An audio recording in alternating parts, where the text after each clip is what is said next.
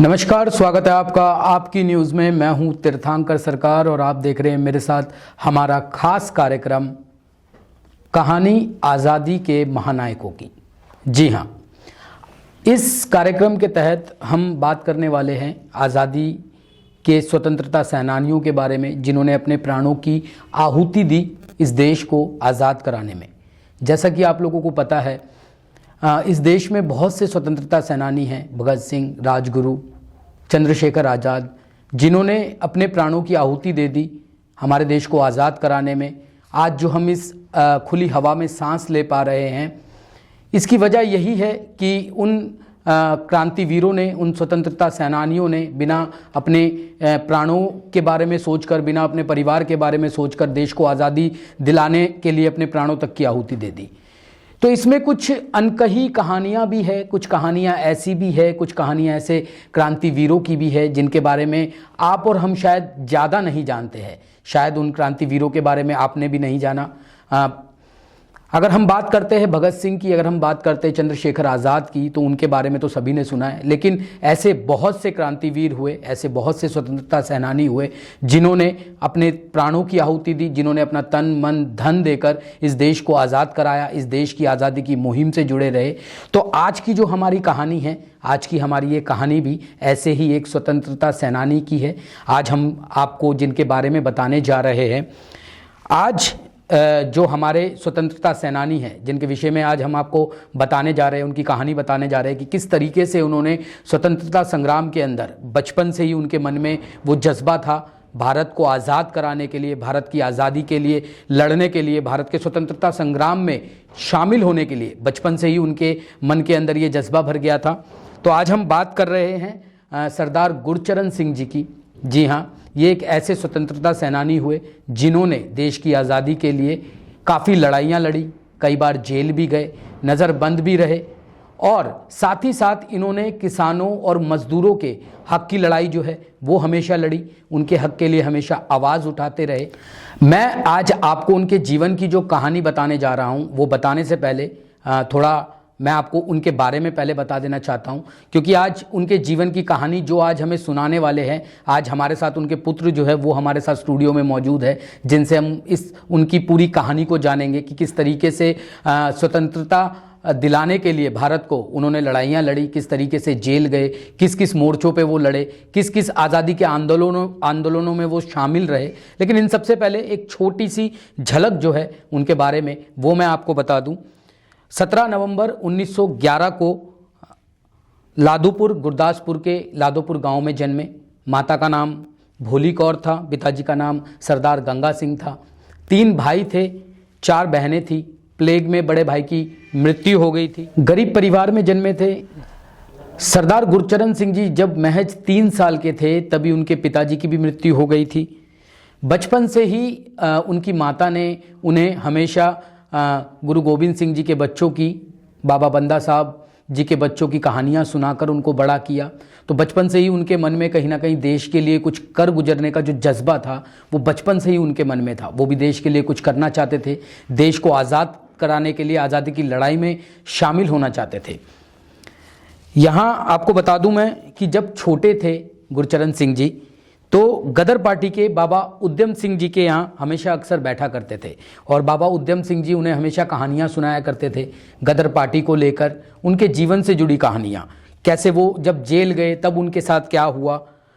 1914 में वदवद घाट में जब गोलियाँ चली, ये कहानी भी बाबा उद्यम सिंह जी ने सरदार गुरचरण सिंह जी को सुनाई कि किस तरीके से कामागाटा जहाज़ जो है वो आज़ादी के परवानों को, जो गदरी बाबा थे, उन लोगों को लेकर आ रहे थे अमेरिका और इंग्लैंड से। अमेरिका और कनाडा से जो ये गदरी बाबा थे वो भारत आ रहे थे भारत को आज़ादी दिलाने के लिए। लेकिन अंग्रेजी हुकूमत ने, ब्रिटिश सरकार ने उस जहाज़ पर गोलियां चलवा दी, और इसके अंदर तकरीबन 367 गदरी बाबा जो थे वो शहीद हो गए।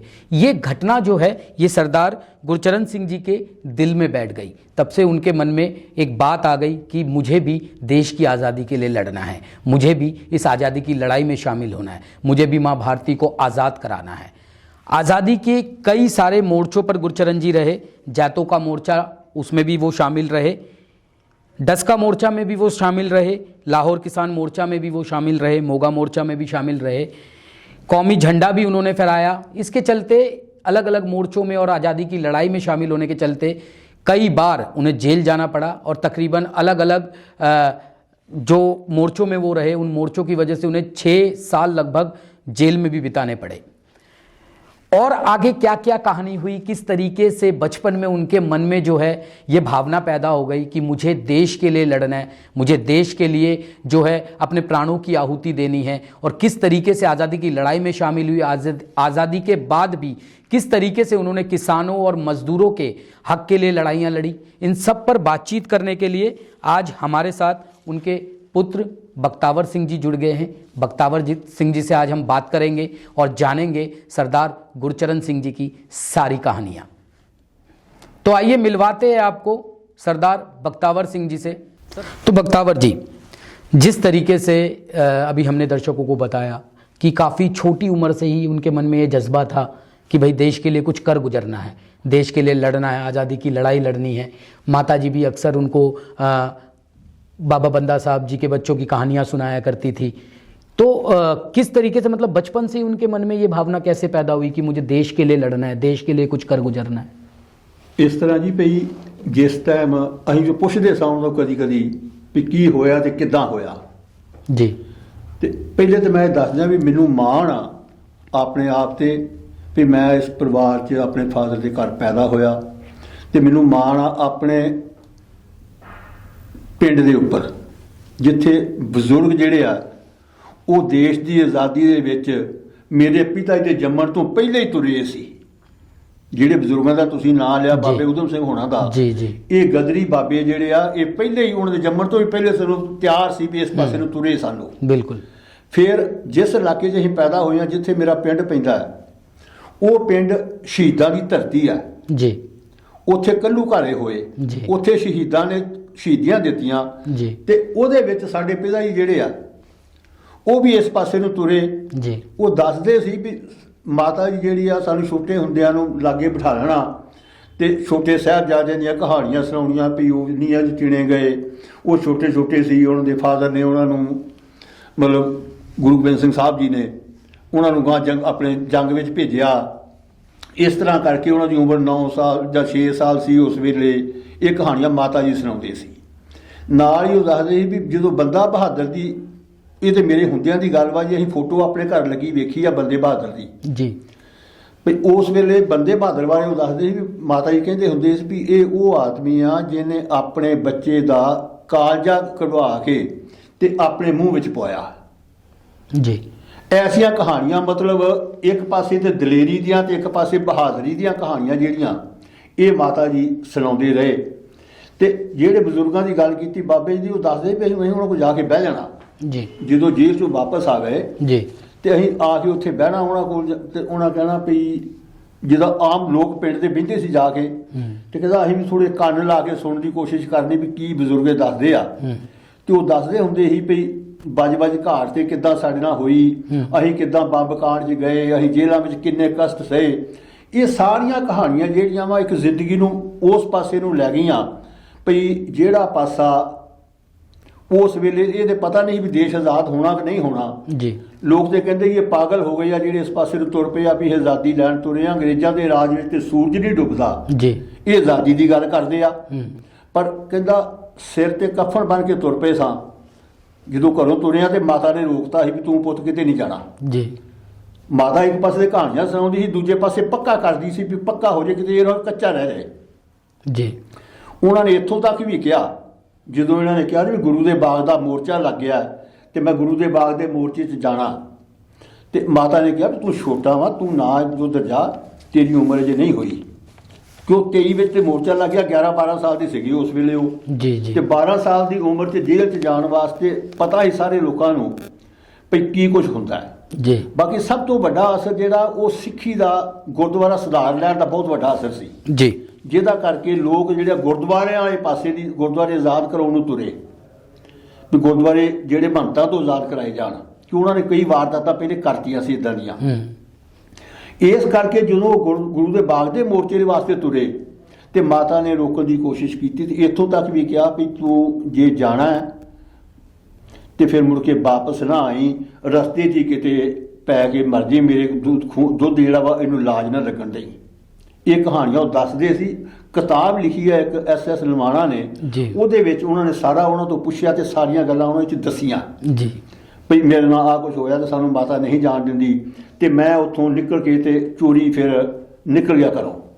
12 साल की उम्र में 12 ਸਾਲ ਦੀ ਉਮਰ 'ਚ ਜਦੋਂ ਮੈਂ ਘਰੋਂ ਨਿਕਲ ਗਿਆ ਤੇ ਰਸਤੇ 'ਚ ਕਾਦੀਆਂ ਸਾਡੇ ਸ਼ਹਿਰ ਪੈਂਦਾ ਇੱਕ, ਭਈ ਉੱਥੇ ਜਾ ਕੇ ਵੀ ਮੈਂ ਟ੍ਰੇਨ ਫੜ ਲਾਂਗਾ। ਉੱਥੋਂ ਸਾਡੀ ਗੱਡੀ ਚੱਲਦੀ ਸੀ ਰੇਲਵੇ ਦੀ, ਵੀ ਉੱਥੋਂ ਮੈਂ ਬੈਠਾਂਗਾ। ਮੈਂ ਉੱਥੇ ਨਹੀਂ ਕਿੱਦਾਂ ਗਿਆ, ਕਿਉਂ ਜੇ ਪਿੰਡਾਂ ਨੂੰ ਪਤਾ ਲੱਗ ਗਿਆ, ਵੱਡੇ ਭਾਈ ਸਾਹਿਬ ਉਹਨਾਂ ਦੇ ਨੂੰ ਸਾਡੇ ਅਸੀਂ ਬਾਪੂ ਕਹਿੰਦੇ ਸਾਂ ਤਾਏ ਨੂੰ, ਵੀ ਜੇ ਉਹਨਾਂ ਨੂੰ ਪਤਾ ਲੱਗ ਗਿਆ ਤੇ ਕਿਤੇ ਇਹ ਨਾ ਹੋ ਵੀ ਉਹ ਮਗਰ ਭੱਜ ਪੈਣ ਤੇ ਸਾਨੂੰ ਮੈਨੂੰ ਫੜ ਕੇ ਲੈ ਜਾਣ।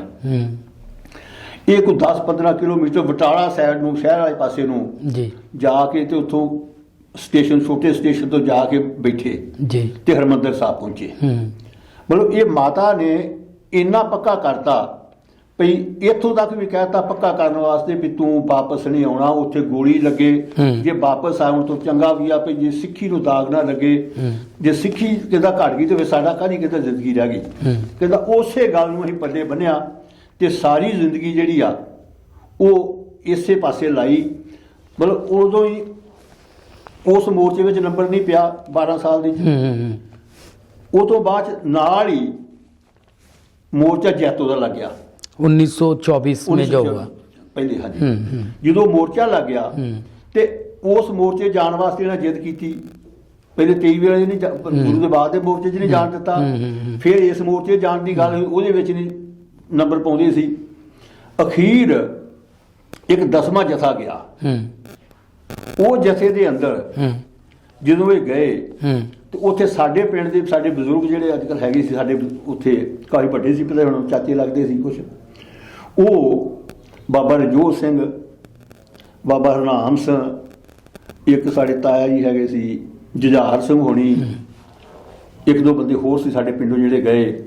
ਉਹ ਇਹ ਬਜ਼ੁਰਗ ਸਾਰੇ ਉਸ ਜਥੇ 'ਚ ਗਏ ਤੇ ਸਾਡੇ ਲਾਗਲੇ ਪਿੰਡੋਂ ਸੀ ਉੱਥੇ ਜਿਹੜੇ ਉਸ ਵੇਲੇ ਕਮੇਟੀ 'ਚ ਮੁਖਤਿਆਰ ਜਿਹਨੂੰ ਕਹਿ ਲਓ ਚੌਧਰੀ ਕਹਿ ਲਓ, ਉਸ ਵੇਲੇ ਦੇ ਜਥੇਦਾਰ ਕਹਿ ਲਓ, ਬਾਬੂ ਕਿਰਪਾ ਸਿੰਘ ਜੀ, ਉਹਨਾਂ ਦੀ ਉਸ ਵੇਲੇ ਠੀਕ ਚੱਲਦੀ ਸੀ। ਅਖੀਰ ਉਹਨਾਂ ਨੇ ਫਿਰ ਇਸ ਗੱਲ ਦੀ ਜ਼ਿੰਮੇਵਾਰੀ ਲਈ ਵੀ ਮੈਂ ਯਾਰ ਜ਼ਿੰਮੇਵਾਰੀ ਲੈਣਾ ਇਹਨਾਂ ਦੀ, ਵੀ ਇਹ ਲੜਕਾ ਜਿਹੜਾ ਵਾ ਤੁਹਾਨੂੰ ਕੁਝ ਨਹੀਂ ਹੋਣ ਲੱਗਾ, ਭੇਜ ਦਿਓ, ਕੋਈ ਗੱਲ ਨਹੀਂ, ਵੇਖ ਲਾਂਗੇ ਬਾਅਦ ਜਿਹੜੀ ਹੋਏਗੀ।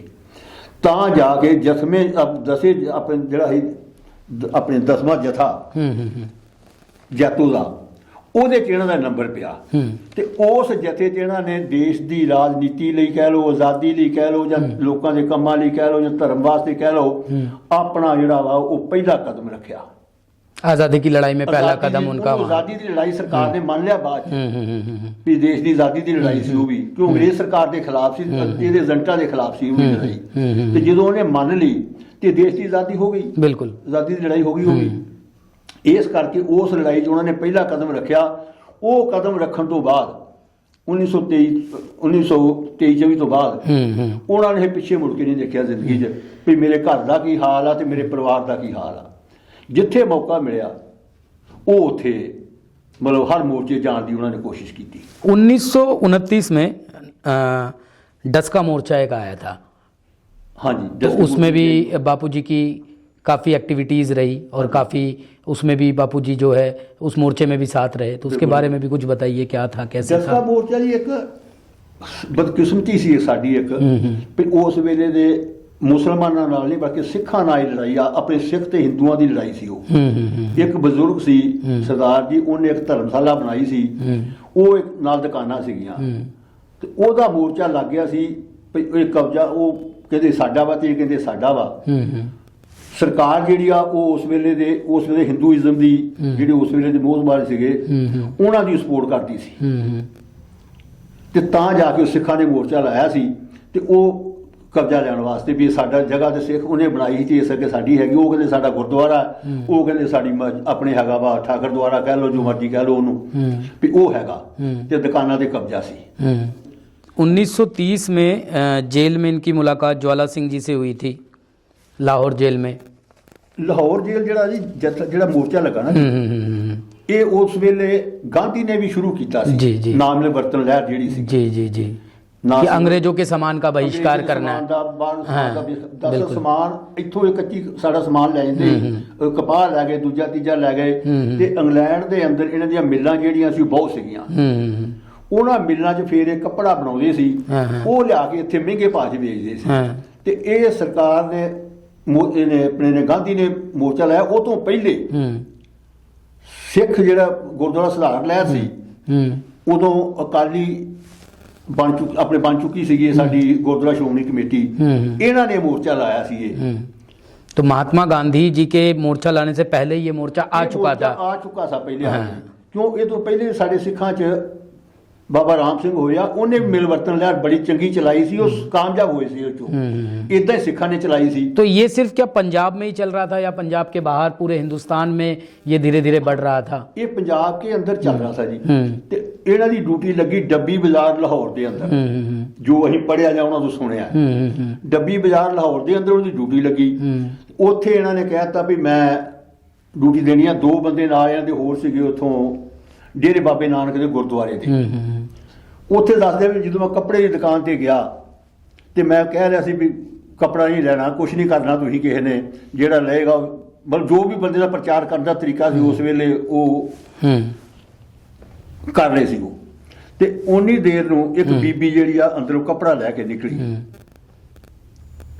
ਤੇ ਉਹ ਮੈਨੂੰ ਕਹਿਣ ਲੱਗੀ, ਉਹ ਕੱਪੜਾ ਉੱਥੇ ਰੱਖ ਗਈ ਤੇ ਲੱਡੂ ਲੈਣ ਚਲ ਗਈ। ਦੁਕਾਨ ਤੋਂ 2 ਲੱਡੂ ਲਿਆਈ ਤੇ ਕਹਿੰਦੀ ਲੈ ਪੁੱਤ ਖਾ ਲੈ। ਇਹਨਾਂ ਕਹਿੰਦੇ ਮੈਨੂੰ ਪਤਾ ਨਹੀਂ ਵੀ ਮੈਂ ਕੀ ਕੁਛ ਕਿਹਾ ਉਹ ਬੀਬੀ ਨੂੰ, ਮੈਨੂੰ ਨਹੀਂ ਸਮਝ ਆਈ ਵੀ ਮੈਂ ਕੀ ਕੁਛ ਕਹਿ ਗਿਆ ਵੀ ਤੂੰ ਆਪਣਾ ਖੂਨ ਪੀਣੀ ਆ, ਬੱਚਿਆਂ ਦਾ ਖੂਨ ਪੀਣੀ ਆ। ਬਸ ਜੋ ਮੈਂ ਕਹਿ ਸਕਦਾ ਸੀ ਕਹਿੰਦੇ ਮੈਂ ਉਹਨੂੰ ਕਹਿਤਾ। ਅਖੀਰ ਉਹਨੇ ਉਹ ਕੱਪੜੇ ਨੂੰ ਉੱਥੇ ਅੱਗ ਲਾਈ, ਕੱਪੜਾ ਸਾੜਤਾ।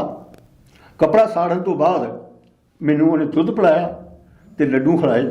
ਇੰਨੀ ਦੇਰ ਨੂੰ ਪੁਲਿਸ ਆ ਗਈ, ਸਾਨੂੰ ਉਹਨਾਂ ਨੇ ਫੜਿਆ ਤੇ ਜੇਲ੍ਹ ਚ ਲੈ ਗਏ। ਸੈਂਟਰਲ ਜੇਲ੍ਹ ਜਿਹੜੀ ਆ ਲਾਹੌਰ ਦੀਆਂ 2 ਜੇਲ੍ਹਾਂ ਸੀ, ਇੱਕ ਸੈਂਟਰਲ ਤੇ ਇੱਕ ਬੋਸਟਰ। ਇਹਨਾਂ ਨੂੰ ਸੈਂਟਰਲ ਜੇਲ੍ਹ ਭੇਜਤਾ, ਸ਼ਾਇਦ ਬੋਸਟਰ ਭੇਜਤਾ ਸ਼ਾਇਦ। ਉੱਥੇ ਜਿਹੜੀ ਤੁਸੀਂ ਗੱਲ ਕਰਦੇ ਹੋ ਬਾਬਾ ਜਵਾਲਾ ਸਿੰਘ ਹੋਣਾ ਦੀ, वहीं उनकी मुलाकात हुई। वही मुलाकात। तो ये पहली बार था, राम सिंह दत्त ये उसी जेल में बंद सी उस ये वेले। ये पहली बार था जब मतलब गुरचरण जी पहली बार जेल गए थे नहीं जी, आज़ादी की लड़ाई लड़ते तीसरी हुए? बार, ये तीसरी बार तीसरी था, बार, ये तीसरी बार था। तीसरी हाँ बार। हाँ। ਤੇ ਉਦੋਂ ਬਾਅਦ ਚ ਉੱਥੇ ਰਾਮ ਸਿੰਘ ਦੱਤ ਸੁਣੀ ਸਾਡੇ ਜ਼ਿਲ੍ਹੇ ਦੇ ਕਾਫੀ ਪੁਰਾਣੇ ਮਨਵਿੰਦਰ ਬਾਪੂ ਦੇ ਨਾਲ ਹੀ ਸੀਗੇ, ਉਹ ਵੀ ਉੱਥੇ ਜੇਲ੍ਹ ਚ ਸੀਗੇ। ਉੱਥੇ ਜਵਾਲਾ ਸਿੰਘ ਨੇ ਉਹਨਾਂ ਨੂੰ ਫਿਰ ਬਾਹਰ ਉਹ ਜਦੋਂ ਪਾਰਟੀ ਦੇ ਕਰ ਲਿਆ ਵੀ ਤੂੰ ਬਾਹਰ ਪੜ੍ਹਨ ਜਾ, ਉਹਨਾਂ ਨੂੰ ਉੱਥੋਂ ਹੀ ਪ੍ਰੇਰ ਕੇ ਬਾਹਰ ਭੇਜਿਆ ਸੀ ਪੜ੍ਹਨ ਵਾਸਤੇ। अच्छा। ਜੋ ਸਾਨੂੰ ਦੱਸਦੇ ਰਹੇ ਪਿਤਾ ਜੀ, ਉਹਨਾਂ ਦੀਆਂ ਕਹਾਣੀਆਂ ਜਾਂ ਉਹਨਾਂ ਤੋਂ ਸੁਣੀਆਂ ਗੱਲਾਂ ਹੈਗੀਆਂ ਸਾਰੀਆਂ।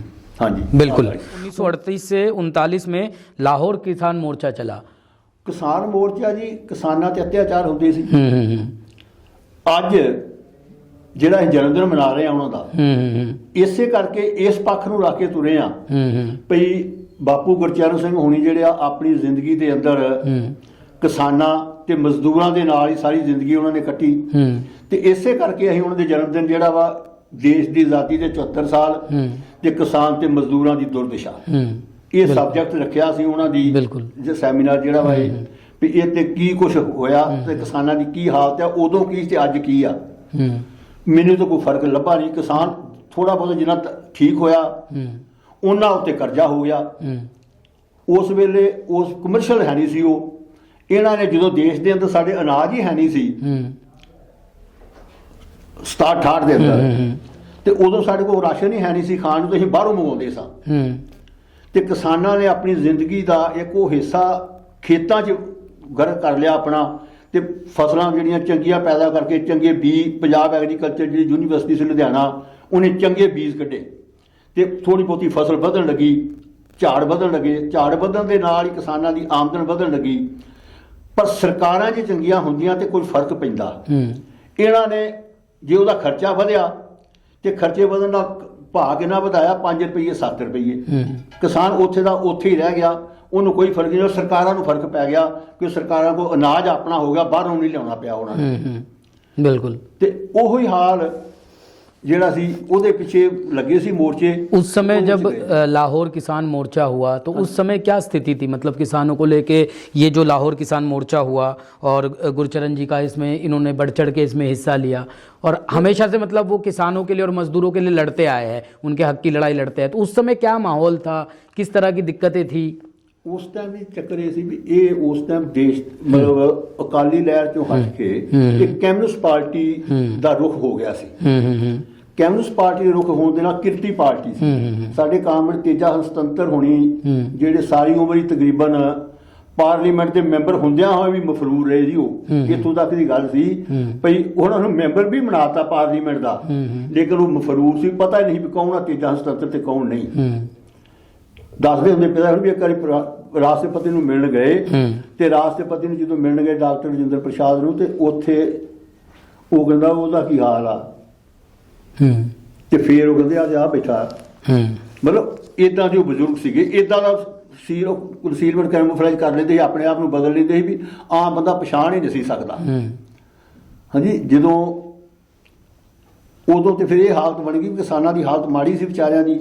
उस टाइम भी ब्रिटिश सरकार द्वारा लगान लिया जाता था कि बहुत बुरा हाल, हाँ, किसानों से बढ़ाई का हिस्सा कई को चक्कर सी वो मोर्चा लगा सी। तो ये इस मोर्चे के जरिए मतलब सरकार को ये संदेश दिया गया कि भाई किसान जो है, आप किसानों पे इस तरीके से अत्याचार नहीं कर सकते। बिल्कुल बिल्कुल। 1943 में बापू गुरचरण जी ने कौमी झंडा फहराया था, गिरफ्तार भी हुए थे उस समय। उसमें गुरदासपुर के अंदर जी ਅੱਜ ਵੀ ਸਰਕਾਰਾਂ ਜਿਹੜੀਆਂ ਜਿਹਨਾਂ ਨੂੰ ਚੰਗਾ ਨਹੀਂ ਲੱਗਦਾ ਭਈ ਕੋਈ ਦੂਜਾ ਝੰਡਾ ਫਹਿਰਾਏ ਤੇ ਉਹ ਫੜਦੀਆਂ ਨੇ ਉਹਨਾਂ ਨੂੰ। ਬਿਲਕੁਲ ਇਸੇ ਤਰ੍ਹਾਂ ਅੰਗਰੇਜ਼ ਸਰਕਾਰ ਦੇ ਵੇਲੇ ਜੇ ਹਿੰਦੁਸਤਾਨ ਦਾ ਝੰਡਾ ਫਹਿਰਾਇਆ ਜਾਂਦਾ ਸੀ ਤੇ ਉਹ ਉਹਨਾਂ ਨੂੰ ਬੁਰਾ ਲੱਗਦਾ ਸੀ। ਕੋਈ ਵੀ ਸਰਕਾਰ ਜਿਹੜੀ ਆ ਉਹ ਲੋਕਾਂ ਨੂੰ ਆਜ਼ਾਦੀ ਵਾਸਤੇ ਬੋਲਦਿਆਂ ਪਸੰਦ ਨਹੀਂ ਕਰਦੀ, ਭਾਵੇਂ ਮੇਰੀ ਹੋਵੇ ਜਾਂ ਤੁਹਾਡੀ ਹੋਵੇ। ਬਿਲਕੁਲ। ਇਸ ਕਰਕੇ ਉਸ ਵੇਲੇ ਦੀ ਸਰਕਾਰ ਨੇ ਇਹਨਾਂ ਦੇ ਨਾਲ ਉਸ ਵੇਲੇ ਕਾਮਰੇਡ ਸਾਡੇ ਤੁਗਲਵਾੜੇ ਤੋਂ ਕਾਮਰੇਡ ਚੰਨਣ ਸਿੰਘ ਹੋਣੀ ਸੀਗੇ, ਇੱਕ ਨਾਲ ਦੇ ਪਿੰਡ ਤੋਂ ਸੀਗੇ ਸਾਡੇ ਸਾਹਿਬ ਪਿਆਰਾ ਸਿੰਘ ਅਗਨੀ, ਤੇ ਦੋ ਤਿੰਨ ਬੰਦੇ ਹੋਰ ਸੀ, ਮੈਨੂੰ ਉਹਨਾਂ ਦੇ ਨਾਂ ਤੇ ਯਾਦ ਨਹੀਂ ਜੀ। ਇਹ ਬੰਦੇ ਸੀਗੇ, ਇਹਨਾਂ ਨੇ ਉਹ ਝੰਡਾ ਫਰਾਇਆ ਤੇ ਇਹ ਬਾਅਦ ਚ ਗ੍ਰਿਫਤਾਰ ਕਰ ਲਏ ਗਏ। अच्छा, अंग्रेज सरकार द्वारा इन्हें गिरफ्तार कर लिया। सरकार ने उन्हें गिरफ्तार कर लिया ਸੀ। 1948 में जब देश आज़ाद हो गया 47 में, हाँ जी। 48 में बापू गुरचरण जी ने कहा कि देश की आज़ादी झूठी है। हाँ जी, देश की आज़ादी झूठी है जी। क्यों, ऐसा क्यों कहा? ਉਹ ਜਦੋਂ ਕਮਿਊਨਿਸਟ ਪਾਰਟੀ ਦੀ ਜੋ ਵਿਚਾਰਧਾਰਾ ਸੀ ਇਹਦੇ ਮੁਤਾਬਕ ਇਹ ਸੋਚਦੇ ਸੀ ਵੀ ਦੇਸ਼ ਦੇ ਜਿਹੜੇ ਲੋਕ ਆ ਉਹ ਗਰੀਬ ਤੇ ਮਜ਼ਦੂਰ ਜਿਹੜੇ ਲੋਕ ਆ ਜਿਨ੍ਹਾਂ ਨੇ ਦੇਸ਼ ਦੀ ਆਜ਼ਾਦੀ 'ਚ ਭਾਗ ਲਿਆ ਵਾ ਉਹਨਾਂ ਦੇ ਹੱਥ 'ਚ ਬਾਗਡੋਰ ਹੋਵੇ। ਕਿਉਂ ਉਦੋਂ ਨਵਾਂ ਰਸ਼ੀਆ ਆਜ਼ਾਦ ਹੋਇਆ ਸੀ, ਸਾਡੇ ਨਾਲ ਹੀ ਚੀਨ ਆਜ਼ਾਦ ਹੋਇਆ, ਤੇ ਅਸੀਂ ਤੇ ਪਿਛਾਂਹ ਗਏ ਕਈ 100 ਸਾਲ ਪਿਛਾਂਹ। ਅੱਜ 47 ਤੋਂ ਲੈ ਕੇ ਅੱਜ ਤੱਕ ਅਸੀਂ ਦੇਸ਼ ਦੇ ਹਿਸਾਬ ਦੇ ਨਾਲ ਪਿਛਾਂਹ ਗਏ ਆ। ਸਾਡੀ ਅੱਜ ਦੀ ਜੋ ਉਹ ਕੀ GDP ਉਹ ਜ਼ੀਰੋ ਤੋਂ ਵੀ ਥੱਲੇ ਚਲ ਗਈ। ਉਹ ਲੋਕ ਚੰਦ ਤੇ ਪਹੁੰਚ ਗਏ। ਅਸੀਂ ਆਪਣਾ ਰਾਸ਼ਨ ਵੀ ਪੈਦਾ ਪੂਰਾ ਨਹੀਂ ਕਰ ਸਕੇ, ਉਹ ਲੋਕਾਂ ਨੇ ਕਿਤੇ ਦੇ ਕਿਤੇ ਪਹੁੰਚ ਕੇ ਆਪਣੇ ਆਪ ਨੂੰ ਸਥਿਰ ਕਰ ਲਿਆ। ਤੇ ਇਸੇ ਕਰਕੇ ਸੀ ਵੀ ਜੇ ਸਰਮਾਏਦਾਰ ਕੋਲ ਹੀ ਸਭ ਕੁਝ ਰਹਿਣਾ ਵਾ ਤੇ ਫਿਰ ਦੇਸ਼ ਦੀ ਆਜ਼ਾਦੀ ਰਹਿ ਗਈ। ਇੱਕ ਉਹ ਗਾਣਾ ਗਾਉਂਦੇ ਹੁੰਦੇ ਸੀ ਵੀ ਗੋਰੇ ਦੀ ਥਾਂ ਕਾਲਾ ਆਇਆ, ਉਹ ਵੀ ਛੜੀਆਂ ਮਾਰੇ ਸੁਣ ਕੌਮੀ ਸਰਕਾਰੇ।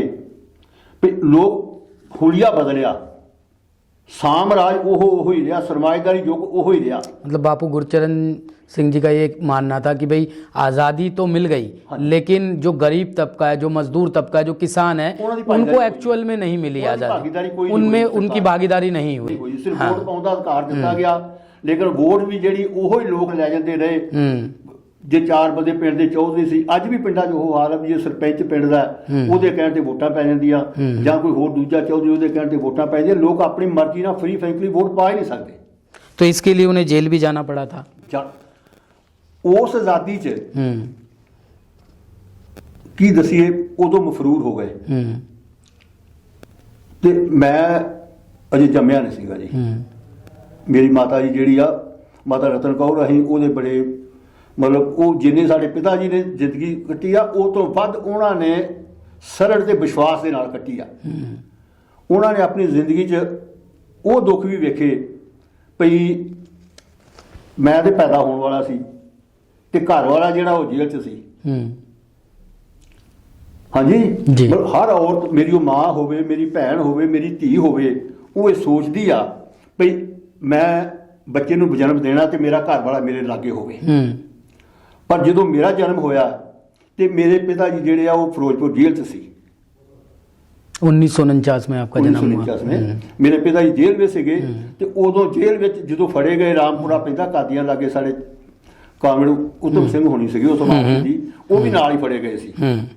ਤੇ ਉਹਨਾਂ ਦੀ ਧਰਮ ਪਤਨੀ ਜਿਹੜੀ ਆ ਉਹ ਸਗੋਂ ਆਈ ਸਾਨੂੰ ਵੇਖਣ, ਦੱਸਦੀ ਹੁੰਦੀ ਮਾਤਾ ਜੀ ਵੀ ਉਹ ਬੀਬੀ ਆਈ ਸੀ ਵੀ ਦੇਖਣ ਵਾਸਤੇ ਵੀ ਕਿੱਦਾਂ ਵਾ, ਲੇਕਿਨ ਇਹ ਜੇਲ੍ਹ 'ਚ ਸੀ ਸਾਰੇ ਤੇ ਉਹ ਕੀ ਕਰ ਸਕਦੇ ਸੀ ਫਿਰ। ਤੇ ਮਤਲਬ ਸਾਡੇ ਹਾਲਾਤ ਇਹ ਰਹੇ ਵੀ ਅਸੀਂ ਜੰਮੇ ਵੀ ਸਾਡੇ ਪਿਓ ਜੇਲ੍ਹਾਂ ਵਿੱਚ ਤੇ ਅਸੀਂ ਤਾਂ ਜੰਮੇ ਆ ਬਾਅਦ 'ਚ। बिल्कुल। 1949 में आपका जन्म हुआ बख्तावर जी, जेल गए 1948 में। 1948 में ਮਫਰੂਰ ਹੋਏ ਜੀ। हाँ जी जी ਮਫਰੂਰ ਹੋ ਗਏ। ਮੈਂ ਤੁਹਾਨੂੰ ਦੱਸਾਂ ਜੀ 48 ਦੇ ਅੰਦਰ ਜਦੋਂ ਉਹਨਾਂ ਦੇ ਮਫਰੂਰੀ ਦੇ ਬ੍ਰਾਂਚ ਹੋ ਗਏ, ਭਗੌੜੇ ਹੋ ਗਏ ਘਰੋਂ ਤੇ ਸਾਡੇ ਪਿੰਡ ਜਿਹੜਾ SHO ਸੀ ਉਹਨੇ ਰੇਡ ਕੀਤੀ। घर पे आपके आके रेड ਕੀਤੀ। ਦੱਸਦੀ ਹੁੰਦੀ ਸਾਡੀ ਮਾਂ ਵੀ ਮੈਨੂੰ ਸਾਡੀ ਤਾਈ ਜਿਹੜੀ ਸੀ, ਜਿਹੜੀ ਮਾਂ ਕਹਿੰਦੇ ਸਾਂ ਉਹਨਾਂ ਨੂੰ, ਇਸ ਗੱਲੋਂ ਵੀ ਪੁਲਿਸ ਤੰਗ ਨਾ ਕਰੇ ਸਾਰਿਆਂ ਨੂੰ, ਉਹਨਾਂ ਨੇ ਵੱਖਰੇ ਕਰਤਾ। ਇੱਕ ਛੋਟਾ ਜਿਹਾ ਘਰ ਸੀ, ਕਮਰਾ ਲਾਗੇ ਇੱਕ ਕਮਾਈ ਹੁੰਦੀ ਸੀ ਕੋਈ ਸਾਡੇ ਪੁਰਾਣੇ ਬਜ਼ੁਰਗਾਂ ਚੋਂ, ਉਹਦਾ ਘਰ ਸੀ। ਉਹਨੇ ਕਿਹਾ ਵੀ ਇੱਥੇ ਆ ਜਾਓ, ਸਾਨੂੰ ਇੱਕ ਕਮਰਾ ਦੇ ਦਿੱਤਾ। ਸਾਡੀ ਮਾਂ ਨੇ ਉੱਥੇ ਰੋਟੀ ਪਕਾ ਲੈਣੀ ਤੇ ਉੱਥੇ ਹੀ ਰਹਿ ਰਹਿਣਾ। ਹਾਂਜੀ। ਤੇ ਉਹਨੇ ਰੇਡ ਕੀਤੀ। ਉਹਨੇ ਕਿਹਾ ਵੀ ਇਹ ਘਰ ਰਤਨ ਸਿੰਘ ਦਾ, ਸਾਡੇ ਤਾਏ ਦਾ ਨਾਂ ਰਤਨ ਸਿੰਘ ਸੀ। ਕਹਿੰਦੇ ਹਾਂਜੀ, ਅਸੀਂ ਬਾਪੂ ਕਹਿੰਦੇ ਸਾਂ ਉਹਨਾਂ ਨੂੰ, ਇਹ ਉਹਨਾਂ ਦਾ ਘਰ ਆ। ਉਹਨੇ ਉੱਥੇ ਆਪਣੇ ਦੇਖਿਆ ਤੇ ਇੱਕ ਪਿਸਟਲ ਮਿਲ ਗਿਆ। अच्छा। ਪਿਸਟਲ ਮਿਲ ਗਿਆ। ਕ੍ਰਾਂਤੀ ਲਿਆਉਣੀ ਚਾਹੁੰਦੇ ਸੀ ਸਾਡੇ ਬਜ਼ੁਰਗ ਉਸ ਵੇਲੇ ਵੀ ਜੇ ਉਦਾਂ ਨਹੀਂ ਆਉਂਦੀ ਤੇ ਬੰਦੂਕ ਤੇ ਲੋਹੇ ਲੈ ਆਓ। ਉਹ ਪਿਸਟਲ ਕਿਤੇ ਮਿਲ ਗਿਆ, ਕਿੱਦਾਂ ਮਿਲ ਗਿਆ ਪਰਮਾਤਮਾ ਜਾਣਦਾ, ਸਾਨੂੰ ਨਹੀਂ ਪਤਾ ਜੀ। ਉਹ ਪਿਸਟਲ ਮਿਲਣ ਤੋਂ ਬਾਅਦ ਉਹ ਕਹਿੰਦਾ ਵੀ ਹੁਣ ਤੂੰ, ਬਾਬਾ ਅਮਰ ਸਿੰਘ ਸਾਡਾ ਉਸ ਵੇਲੇ ਦਾ ਨੰਬਰਦਾਰ ਸੀ ਪਿੰਡ ਦੇ, ਉਹ ਕਹਿਣ ਲੱਗੇ ਵੀ ਤੁਸੀਂ ਦੇ ਕਹਿੰਦੇ ਸੀ ਨੰਬਰਦਾਰ ਜੀ ਉਹ ਆਉਂਦਾ ਨਹੀਂ ਤੇ ਇਹ ਕਿੱਥੋਂ ਮਿਲ ਗਿਆ ਹੈ? ਇਹ ਫਿਰ ਰਤਨ ਸਿੰਘ ਦਾ। ये पिस्टल कहाँ से मिली जब वो आते ਇਹ ਫਿਰ ਰਤਨ ਸਿੰਘ ਦਾ ਹੋਇਆ ਨਾ। ਮੈਂ ਉੱਥੇ ਮੁਕੱਦਮਾ ਦੇ ਦਿਆਂ। बिल्कुल। ਉਹ ਬਜ਼ੁਰਗ ਬੜੇ ਸਿਆਣੇ ਸੀ, ਉਹਨਾਂ ਫਟ ਗੱਲ ਮੋੜੀ। ਹੋ ਸਕਦਾ ਕਿਤੇ ਆ ਗਿਆ ਹੋਵੇ, ਨਾ ਪਤਾ ਲੱਗਾ ਹੋਵੇ, ਤੇ ਉਹਨਾਂ ਨੇ ਫਿਰ ਉਹ ਪਿਸਟਲ ਜਿਹੜਾ ਉਹ ਇਹ ਤੇ ਮੁਕੱਦਮਾ ਦੇ ਦਿੱਤਾ ਬਾਪੂ ਤੇ। ਉਹ ਮੁਕੱਦਮੇ ਤੋਂ ਬਾਅਦ ਜਿੱਦਾਂ ਫਿਰ ਕਰਦੀ ਹੁੰਦੀ ਸਰਕਾਰ, ਜਦੋਂ ਜੇਲ੍ਹਾਂ ਕੱਟ ਲੀਆਂ ਤੇ ਫਿਰ ਕਾਹਦੀ ਗੱਲ ਸੀ, ਇਹ ਫਿਰ ਉੱਥੇ ਫੜੇ ਗਏ ਤੇ ਸਭ ਕੁਝ ਉਦਾਂ ਹੀ ਹੋਇਆ ਜੀ। ਆ ਕਹਾਣੀਆਂ। तो उसके बाद भी लगातार जो है 1953 से 53 में मुजारा लहर ख़त्म हुई, मुजाराओं के लिए एक्ट भी बना। ਜਦੋਂ ਦੇਸ਼ ਦੀ ਆਜ਼ਾਦੀ ਤੋਂ ਪਹਿਲੇ ਮਜ਼ਾਰਾ ਲਹਿਰ ਚਾਲੂ ਹੋ ਗਈ ਸੀ ਦੇਸ਼ ਦੇ ਅੰਦਰ। ਮਜ਼ਾਰਾ ਲਹਿਰ ਇਹ ਸੀ ਵੀ ਜਿਹੜੇ ਜ਼ਗੀਰਦਾਰ ਸੀ ਨਾ, ਸਰਮਾਇਆ ਜਗੀਰਦਾਰ ਜਿਹੜੇ ਜ਼ਮੀਨਾਂ ਦੇ ਮਾਲਕ, ਉਹ ਜ਼ਮੀਨਾਂ ਬਟਾਈ ਦੇ ਲੋਕਾਂ ਨੂੰ ਦਿੰਦੇ ਸੀ ਤੇ ਜਿਹੜੇ ਬਹੁੰਦੇ ਸੀ ਉਹਨਾਂ ਦੀ ਏਡੀ ਮਾੜੀ ਹਾਲਤ ਵੀ ਉਹਨਾਂ ਦੇ ਬਰਾਬਰ ਨਹੀਂ ਸੀ ਬਹਿ ਸਕਦੇ। बिल्कुल। ਉਹਨਾਂ ਦੇ ਨੀਚੇ ਬੈਠਣਾ, ਉਹਨਾਂ ਦੇ ਪੁਆਂਤ ਦੀ ਤਰਫ ਵੇਖਣਾ, ਉਹਨਾਂ ਦੀਆਂ ਵਗਾਰਾਂ ਕਰਨੀਆਂ। ਤੇ ਜਦੋਂ ਦਾਣਿਆਂ ਦੀ ਵਾਰੀ ਆਉਣੀ ਤੇ ਉਹਨਾਂ ਦੇ ਜਿਹੜੇ ਮਸਟੰਡੇ ਤੇ ਗੁੰਡੇ ਜਿਹਨੂੰ ਕਹਿ ਰਹੇ ਨੇ ਅਸੀਂ, ਉਹਨਾਂ ਨੇ ਜਾਣਾ, ਪਹਿਲੇ ਕੁਛ ਆਪ ਚੁੱਕ ਲਿਆਉਣੇ, ਜਿਹੜੇ ਹੋਣੇ ਉਹਦੇ ਉੱਪਰ ਪੈਰ ਲਾ ਆਉਣੇ, ਨਿਸ਼ਾਨੀ ਲਾ ਕੇ ਆ ਜਾਣਾ। ਪਹਿਲੇ ਚੁੱਕ ਲਿਆਉਣੇ ਦਾਣੇ, ਫਿਰ ਪੈਰ ਲਾ ਕੇ ਆ ਜਾਣਾ, ਮਗਰੋਂ ਜਾਣਾ।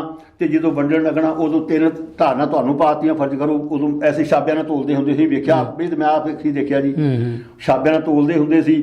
ਤੇ ਜਦੋਂ 3 ਪੈ ਗਈਆਂ ਤੁਹਾਡੇ ਵੱਲ, ਨਹੀਂ ਗਲਤ ਪੈ ਗਈਆਂ, 7 ਸਾਡੇ ਵੱਲ ਸੁੱਟ ਦੇ।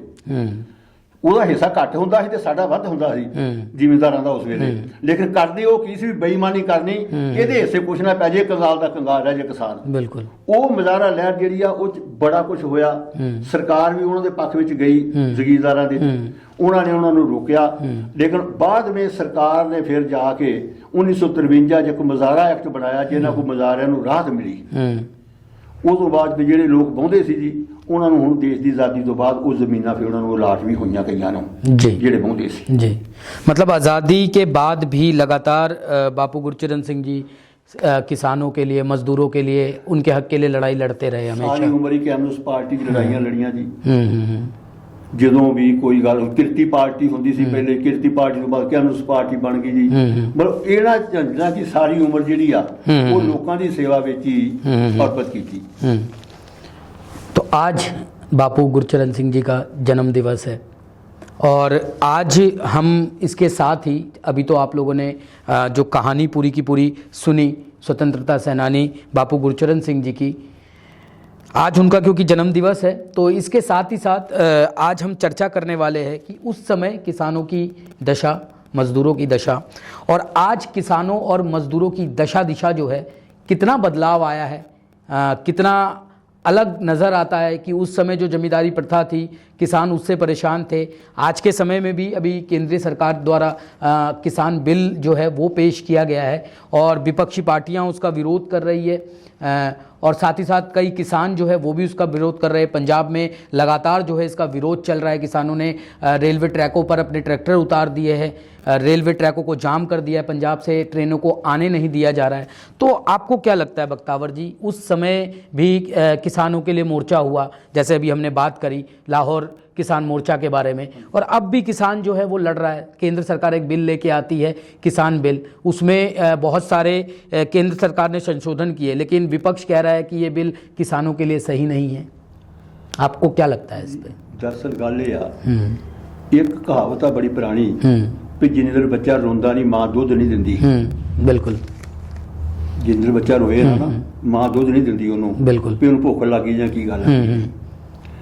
ਸਾਡੇ ਦੇਸ਼ ਦੇ ਕਿਸਾਨ ਦੀ ਬਦਕਿਸਮਤੀ ਇਹ ਆ ਵੀ ਅਸੀਂ ਆਪਣੇ ਆਪ ਕੁਝ ਨਹੀਂ ਕਰ ਸਕੇ। ਜੇ ਫੈਕਟਰੀ ਦਾ ਮਾਲਕ ਹੈ ਉਹ ਆਪਣੀ ਚੀਜ਼ ਦੀ ਕੀਮਤ ਜਿਹੜੀ ਆ ਉਹ ਆਪ ਦੱਸਦਾ ਵੀ ਇਹਦੀ ਕੀਮਤ ਇੰਨੀ ਆ, ਲਾਗਤ ਇੰਨੀ ਆਈ, ਇਹਦੀ ਇੰਨਾ ਹੋਇਆ ਤੇ ਇਹਦਾ ਇੰਨਾ ਮੁੱਲ ਹੋ ਗਿਆ। ਲੇਕਿਨ ਕਿਸਾਨ ਦੀ ਬਦਕਿਸਮਤੀ ਇਹ ਆ ਭਈ 5 ਸਾਲ ਦੇ ਬੱਚੇ ਤੋਂ ਲੈ ਕੇ 107 ਸਾਲ ਦੇ ਬਜ਼ੁਰਗ ਤੱਕ वो सारे खेत से काम करते हैं। बिल्कुल।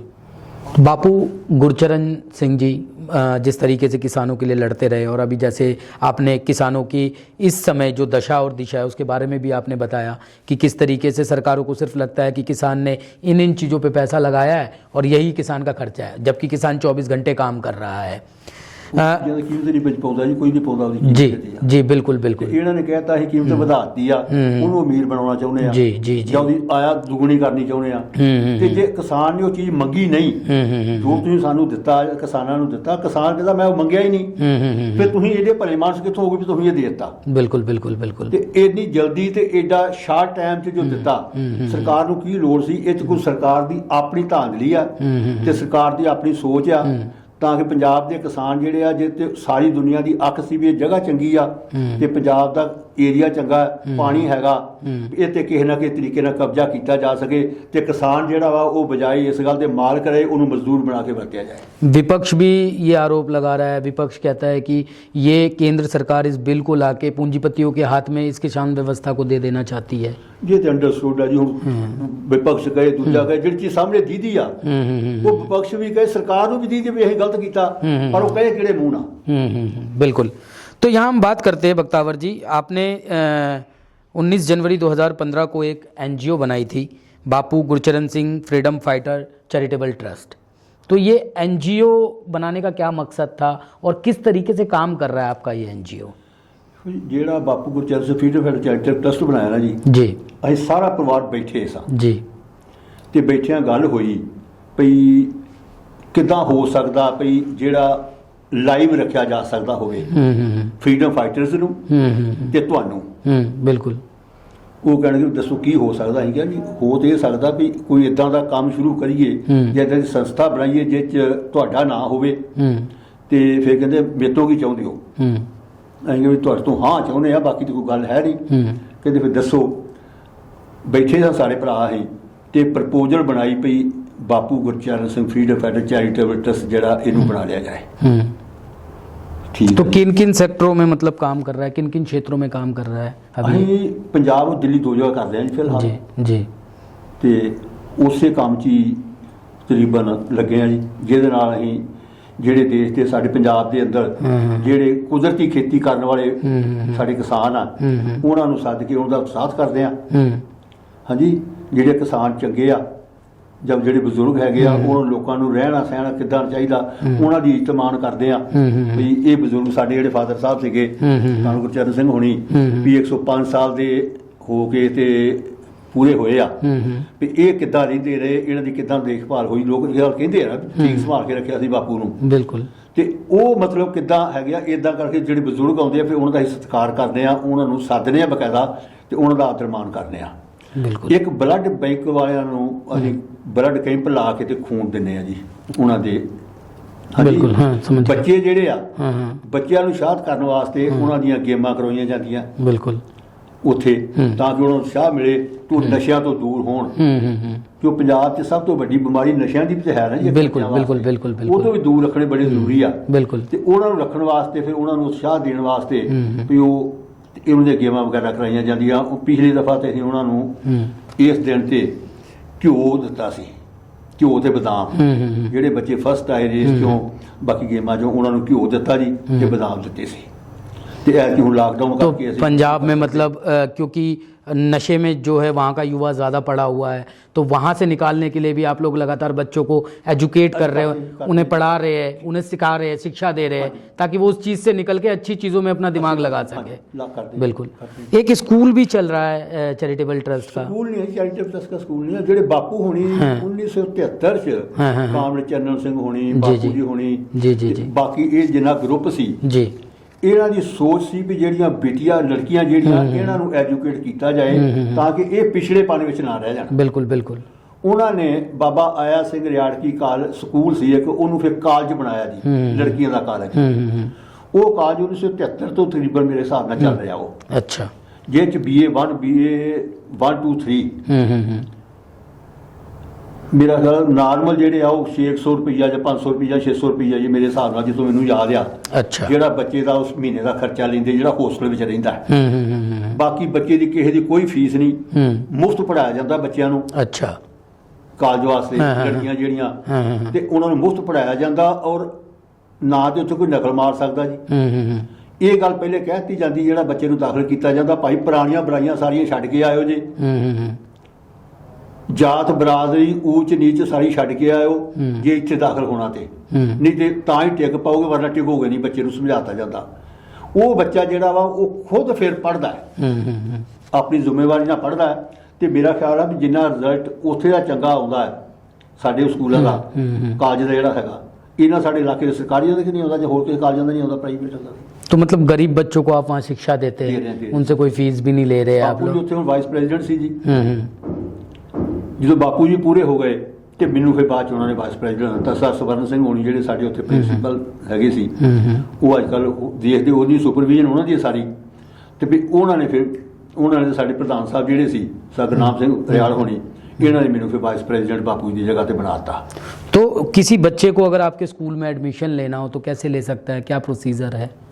कोई प्रोसीजर नहीं जी। ਜਿਹੜੇ ਜਦੋਂ 10ਵੀਂ 11ਵੀਂ 12ਵੀਂ ਕਰ ਲਈ ਆ, ਉਹਨੇ 12ਵੀਂ ਤੱਕ ਕਰ ਲਿਆ ਤੇ ਸਾਡੇ ਸਕੂਲੇ ਉੱਥੇ ਜਾਏ, ਪੁਰਾਣੀਆਂ ਬੁਰਾਈਆਂ ਛੱਡੇ, ਉੱਥੇ ਦਾਖਲ ਹੋ ਜਾਏ, ਬਿਨਾਂ ਖਰਚੇ ਦੇ पढ़ के आ जाए। बहुत खूबसूरत, बहुत बेहतर काम आप कर रहे हैं।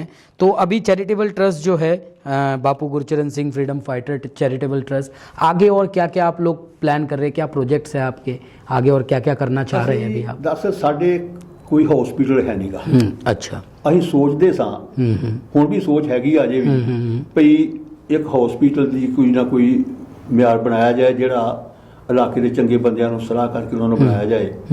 ਜਿਹੜੇ ਬੱਚੇ ਗਰੀਬ ਆ ਉਹਨਾਂ ਨੂੰ ਟੈਕਨੀਕਲ ਟ੍ਰੇਨਿੰਗ, ਕੰਪਿਊਟਰ ਸਿੱਖਣਾ, ਆਮ ਬੱਚੇ ਸਿੱਖ ਗਏ ਆ। ਅੱਜ ਕੱਲ੍ਹ ਮੋਬਾਈਲ ਸਾਰਿਆਂ ਕੋਲ ਹੈਗੇ ਆ, ਮੋਬਾਈਲਾਂ ਤੋਂ ਸਿੱਖਣ ਦੀ ਕੋਸ਼ਿਸ਼ ਕਰਦੇ ਆ, ਪਰ ਬੇਸਿਕ ਚੀਜ਼ ਤੇ ਉਹ ਸਿੱਖ ਜਾਂਦੇ ਚਲਾਉਣੀ, ਲੇਕਿਨ ਬਾਕੀ ਮੇਨ ਚੀਜ਼ਾਂ ਨਹੀਂ ਆਉਂਦੀਆਂ।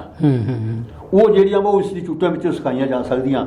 ਤੇ ਇੱਦਾਂ ਦੇ ਇੰਸਟੀਚਿਊਟ ਜਿਹੜਾ ਅਸੀਂ ਖੋਲ੍ਹਿਆ ਸੀ ਪਿੱਛੇ, ਲੇਕਿਨ ਮਜਬੂਰੀ ਆ ਗਈ, ਲਾਕਡਾਊਨ ਹੋ ਗਿਆ, ਉਹਦੀ ਵਜ੍ਹਾ ਕਰਕੇ ਸਭ ਕੁਝ ਰਹਿ ਗਿਆ। ਵੀ ਉਹ ਚਲਾਇਆ ਜਾਏ, ਉਹਨਾਂ ਬੱਚਿਆਂ ਨੂੰ ਉੱਥੇ ਸਿੱਖਿਆ ਦਿੱਤੀ ਜਾਏ ਤਾਂ ਕਿ ਉਹ ਆਪਣੇ ਜੀਵਨ ਦਾ ਅਗਲਾ ਸੁਧਾਰ ਜਿਹੜਾ ਉਹ ਕਰ ਸਕਣ।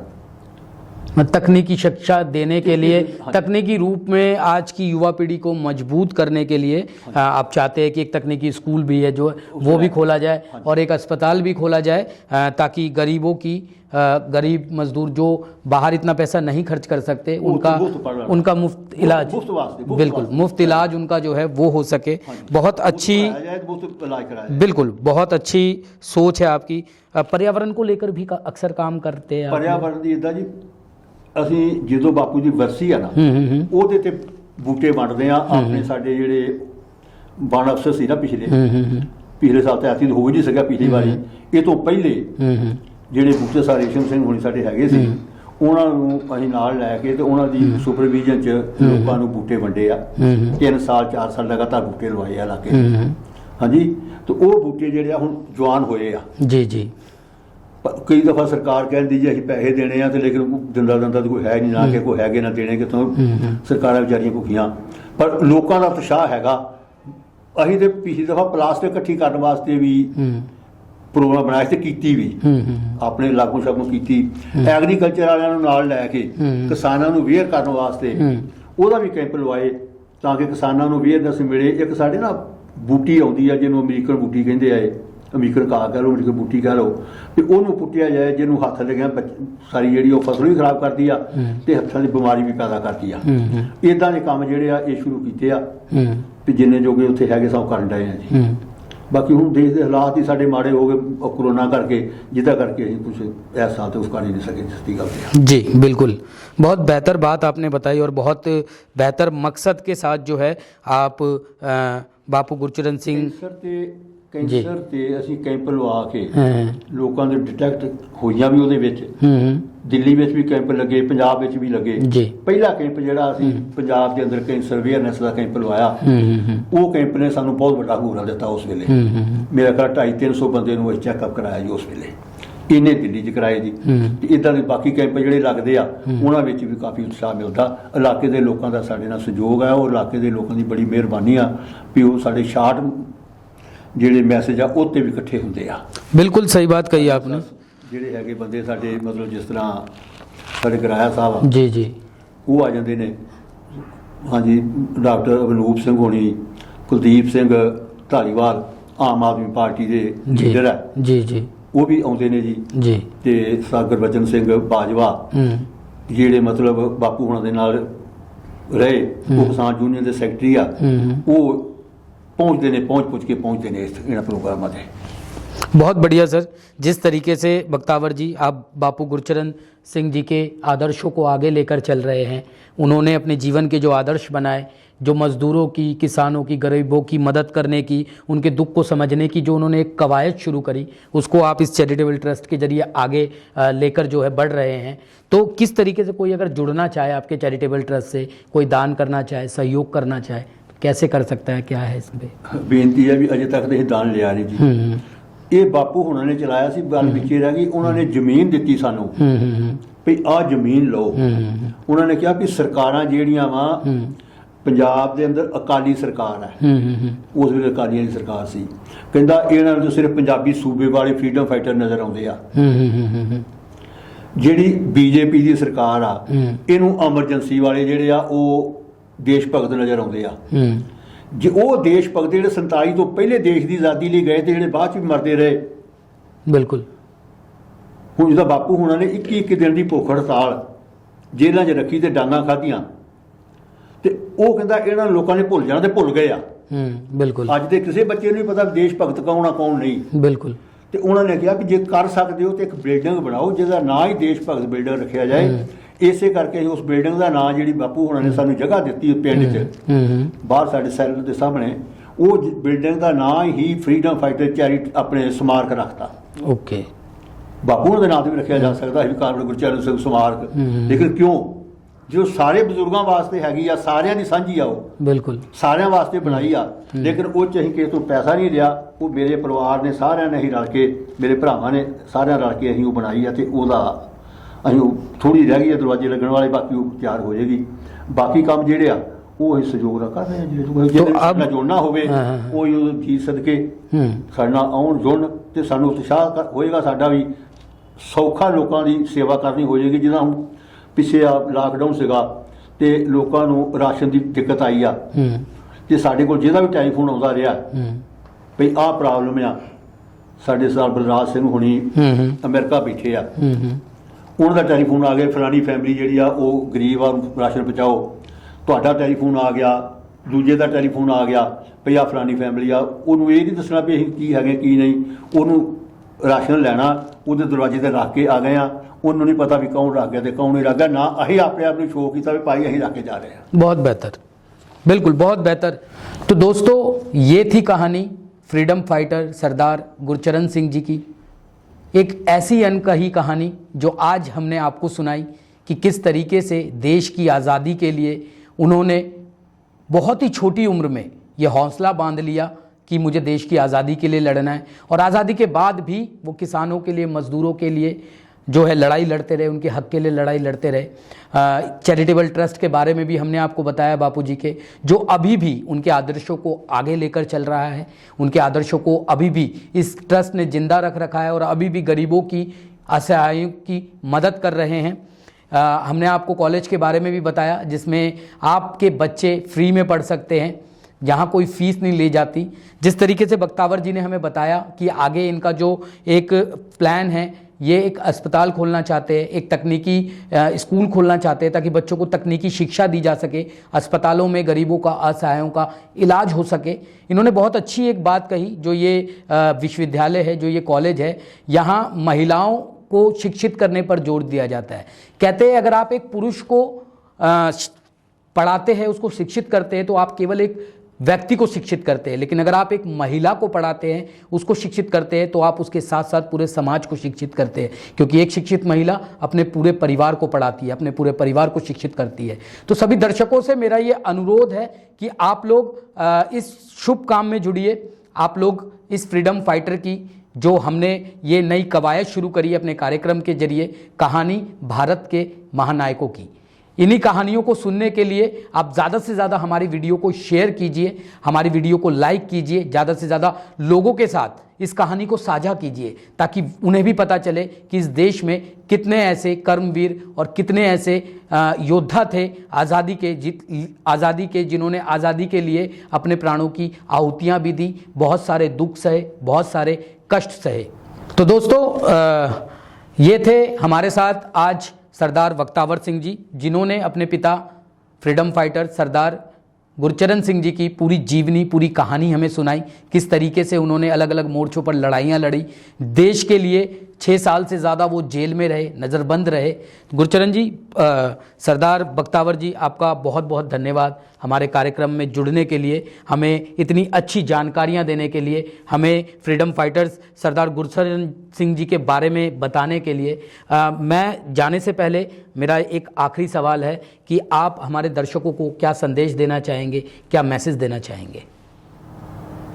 मैं साਰਿਆਂ ਨੂੰ ਬੇਨਤੀ ਕਰਦਾ ਭਈ आओ ਜ਼ਿੰਦਗੀ ਦੇ ਅੰਦਰ ਚੰਗਾ ਕੰਮ ਕੀਤਿਆ ਜਿਹੜਾ ਉਹੋ ਹੀ ਅੱਗੇ ਆਉਂਦਾ ਤੇ ਜੇ ਕਾਲਜ ਦੇ ਵਿੱਚ ਜਿਸ ਬੱਚੇ ਨੇ ਪੜ੍ਹਨਾ ਹੋਵੇ ਉਹ ਬੱਚਿਆਂ ਵਾਸਤੇ ਰਸਤਾ ਖੁੱਲ੍ਹਾ ਹੈ। आओ जी सर के अपने बच्चों को पढ़ाओ, अपन बेटियां पढ़ाओ, ताकि वो बेटियां जिहड़ियां जिद्दां सरकार जी ने दस्सिया भई एक बच्चे को पढ़ा के वो पूरे परिवार को पढ़ाउंदी है, 2 परिवारों को पढ़ाउंदी है, बल्कि एक की बजाय, तो वो बच्चे पढ़न, अगला समाज बदलिया जा सकता है, तां ही ਅਸੀਂ अपने आप कामयाब हो सकते हैं। बाकी जिहड़ी गल बापू हुणे कह के गए सी भी ये आज़ादी की लड़ाई जां ये लड़ाई असीं शुरू नहीं की, ये लड़ाई जिहड़ी आ ये साम्राज के खिलाफ शुरू हुई आ ते उदों तक चलती रहेगी जदों तक दुनिया दे विच साह च साह हैगा। मैं इन्हां लफ्ज़ां नाल ही माफ़ी चाहुंदा। वाहिगुरू जी का खालसा, वाहिगुरू जी की फतेह। तो दोस्तों, आप भी इस NGO से जुड़ सकते हैं, जिस तरीके से सरदार बख्तावर जी अपने पिता के आदर्शों को आगे बढ़ा रहे हैं, महिलाओं को पढ़ा रहे हैं। इनका सपना है एक अस्पताल खोला जाए ताकि गरीब असहायों का इलाज हो सके। आप इनकी मदद करने के लिए डोनेशन कर सकते हैं। आप नीचे दिए गए जो डिटेल्स है उन पर जाकर आप डोनेशन कर सकते हैं। नीचे दिए गए नंबरों पे आप कॉल करके संपर्क भी कर सकते हैं और अधिक से अधिक जानकारी भी ले सकते हैं। तो कहीं मत जाइएगा, बने रहिएगा हमारे साथ। ऐसे ही और महानायकों की कहानी हम आपके लिए लेकर आएंगे और ऐसे ही महानायकों के जीवन के बारे में हम आपको बताते रहेंगे। अगर आपको हमारी ये वीडियो पसंद आई है तो हमारे पेज को लाइक कीजिए, हमारे YouTube चैनल को सब्सक्राइब कीजिए, हमारी वीडियोस को शेयर कीजिए। कहीं मत जाइएगा, बने रहिएगा। फिर मिलेंगे कुछ नई कहानियों के साथ। तब तक के लिए देखते रहिए आपकी न्यूज़।